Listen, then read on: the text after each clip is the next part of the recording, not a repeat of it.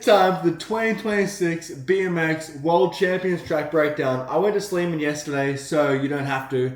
And I took some notes, and I'm going to break down each straight individually at the end of the video. Give some tips of what I think are things you'll have to train to be coming to this track ready to win.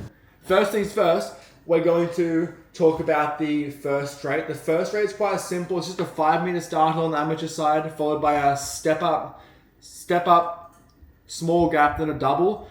Then there's quite a large session to sprint. So we want high sprint speed here. We sprint that gap, followed by a pretty tall double. That is pretty hard to manual, but it's doable. And a lot of riders choose to jump this jump, although manualing, in my opinion, would be a little bit faster. It's just a bit harder. Then there's a very small transition into a triple. And coming into that first turn, you have a super big open first. It's like a velodrome. It's a huge open first turn. So a lot of people get cut off in this turn. No matter what position you're in, you can get cut off. And because it's such a big turn, there's a lot of pedaling involved. So make sure you have your sprint speed up to scratch. Otherwise, you're going to come out of that turn and not have much more to give. Coming into that second straight, we have a step up, step down. And on this straight, this is probably the most difficult part on this straight because the step up itself is not too hard, but the step down's really deep. And you see a lot of riders, even the pro riders on that pro straight, struggling with that big manual down. So this one here, if you can, when you get to the track, try and dial that in because I think it'll be one of the hardest ones to get in the race. Followed by a pretty big double. It's not too hard, just a simple manual or a simple jump. Then a small double, followed by a triple into the turn. Quite simple. And again, a very, very long sweeping second turn, which is super open. So in this one, the same thing. Someone can be in last, and they can probably bomb back into second or third or even first at some point. This turn's really wide and push onto the process. So be ready to hug that inside line and hold the inside down that second straight because it's a very big open turn. Followed by the third straight. This straight is very straightforward, but the jumps are all super close together and they're all quite steep. So I was riding this track yesterday trying to dial it in, and I found it wasn't the hardest thing in the world to get through the straight, but to get through the straight every single run with some consistency and pace and some speed down the straight, I found it quite hard. So when you get to the track as well, it might be worthwhile going and dialing in this third straight because it's just going to be, for my age and the older kids, it's going to be just manual up, manual down, manual, which sounds super easy, but I promise you it's a bit harder than you'll think because the jumps are so short and some of them are quite deep. So go dial that one in. Fourth straight, this one's where all of the carnage happens with the World Cup. So at the World Cups, everyone was crashing here because this straight is really difficult.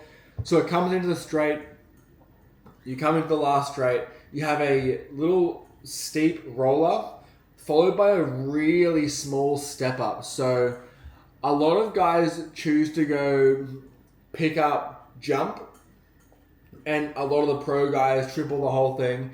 So I think this one is a lot of line. There's not much line choice, but it is really hard. So make sure you dial it in.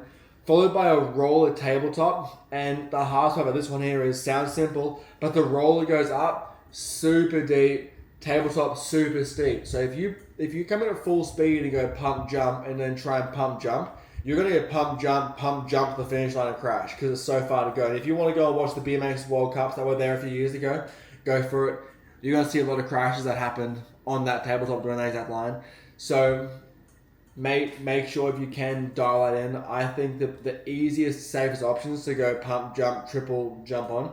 And then the last jump's a roller step down, which isn't as bad as the one before. You can go pump manual, although the jumping up is going to be a lot faster. So it is quite a tough one. And for this track, I've got some tips to train for it because I found that I rode MacArthur and didn't train specifically for the track, and I had a hard time with that race there. So for this track, I'm going to break it down. The first straight is very long. So working on those short sprints to get down the start hill is important.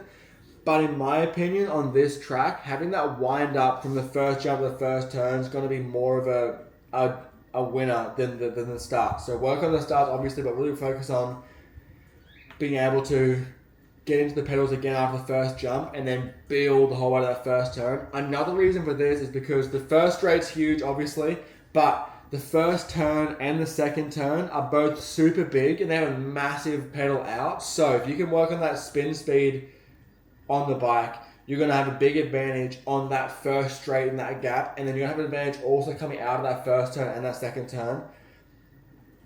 Another tip I have, if you can, find a local track that has a straight that is super tight and technical and fast and hard to get through. One example for me for Australian riders is going to be Bayside's last straight. You could always go in there and work on that. But if you're Australian, you're going to be able to go slim anyway if you're training at the track. But if you're not Australian, find a track that has a straight that is super tight and that's kind of hard to manual through, because Sleeman has a straight like that. So coming in prepared is going to be the best bet to get a good result here. And also, one last thing is, there's not many jumps like this. This step down manual is super unique. This is the only track that has one like this. So I would recommend trying to find a track which has a super deep kind of long manual down, because I think this is one of the hardest jumps on the track to dial in. So even if you go to a track and it's a gap, try and find a gap that's a step down manual or a deep double. Try and find something deep that your legs can hardly reach, because that's the best thing you're going to find towards this track. Alright, I hope you enjoyed the video. If you want some one-on-one help from me, DM me on Instagram and let's see if we can work together. Make sure you like and subscribe. Comment down below if there's any other things you want to know before the Worlds race, and I'll see you next one. Peace out.